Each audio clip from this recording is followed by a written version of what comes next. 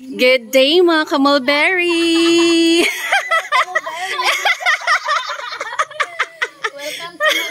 Welcome to my vlog! Today we're going to prune my lola's mulberry. Direct ito sa lupa na itinanim. 2 puno ng mulberry. I have here my cousins. Mga ka-mulberry. Mga ka-mulberry din.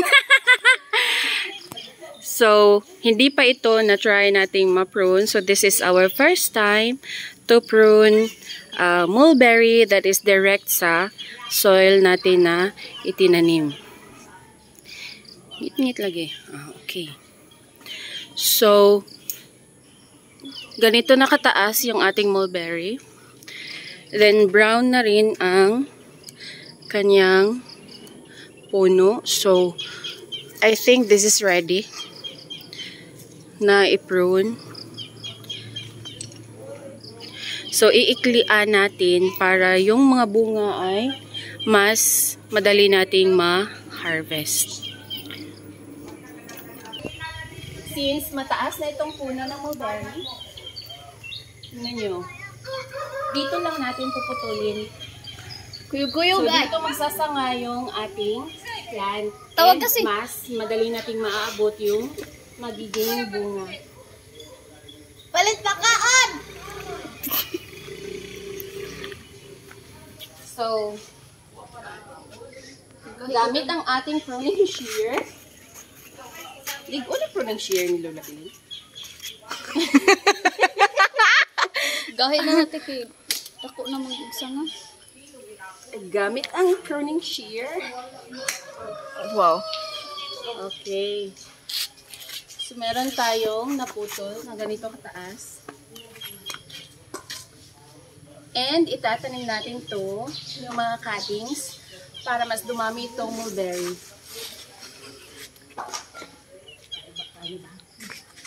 Then, puputulan natin ngayon. Dito naman. Yung lahat ng sanga ay kukunan natin. Puputulan natin.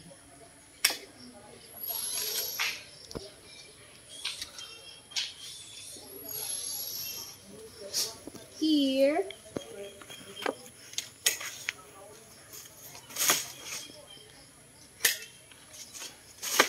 Haitchud ang po ani Lola Billy.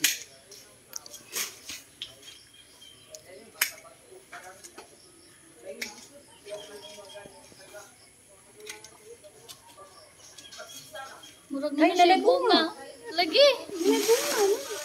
Wow. So, may bunga na pala itong bagong sprout na ito. I think naputol. Kaya nagbunga. Yes. So, hindi na natin yan gagalawin.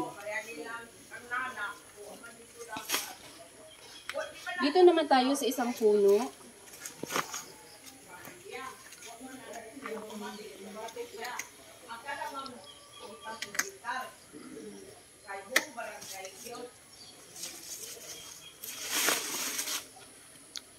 Ano ka daw? Ano ka tutugin?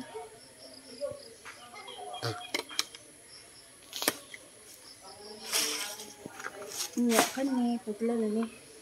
So, ito marami ng sanga. Yung sanga ay puputulan naman natin.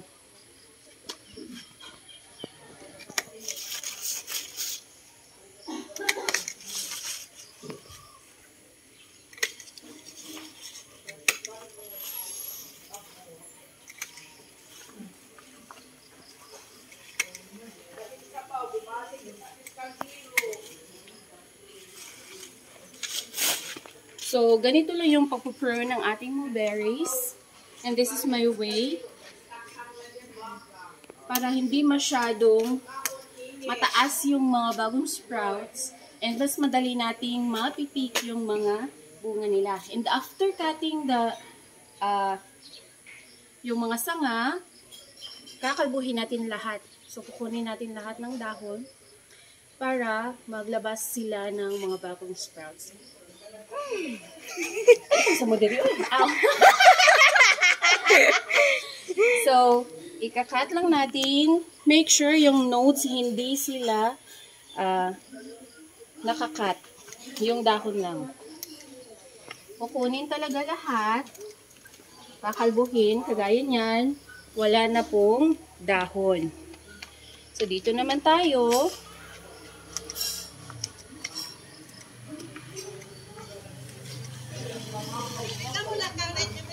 Dele!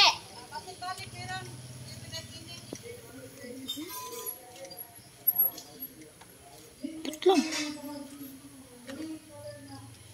Hopefully ay maglalabas ito ng mga bagong sprouts na magdadala na ng bunga. Dahil, kung itanong lang na inaksiya sa kilikili. Dili malalabiling. Okay, resume naman tayo. Kukunin lang lahat ng dahon. Ikaw na sa Istorya sa dikon. So, puputulin na natin ang mga dahon. So, meron tayong nagte-take over ng ating pagpuputol ng So, dahon. dapat lahat, dapat. Kalbuhin talaga. Ayaw na apila. Ubos lang ay.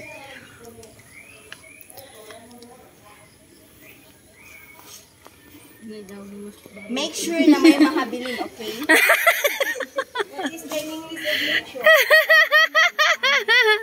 They're still there.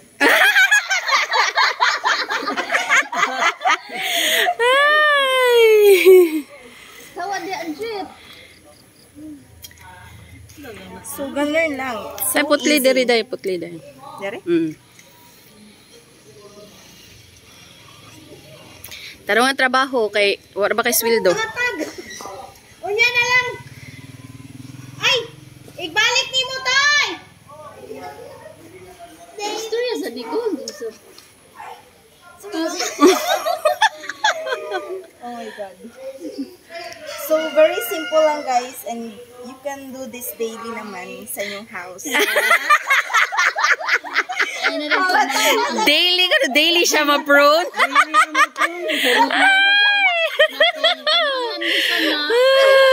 Pwede na mo makapalit ni ate.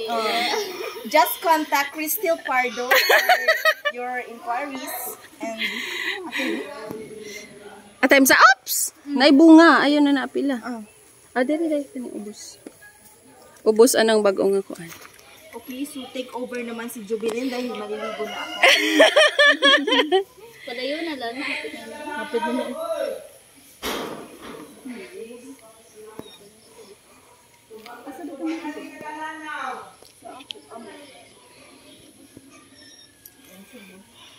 So, Dana, Yes.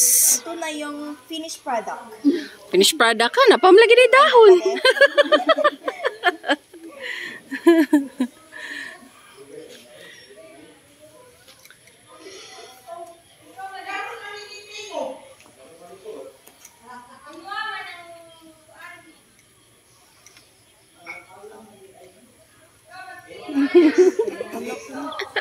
Alam ko na, pakuan lang gid siya dai, Upawon. tanan.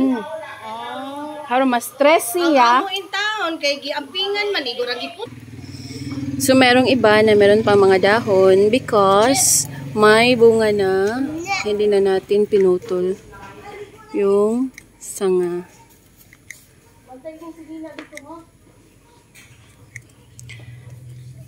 So, kukunan na lang natin ng mga old na dahon.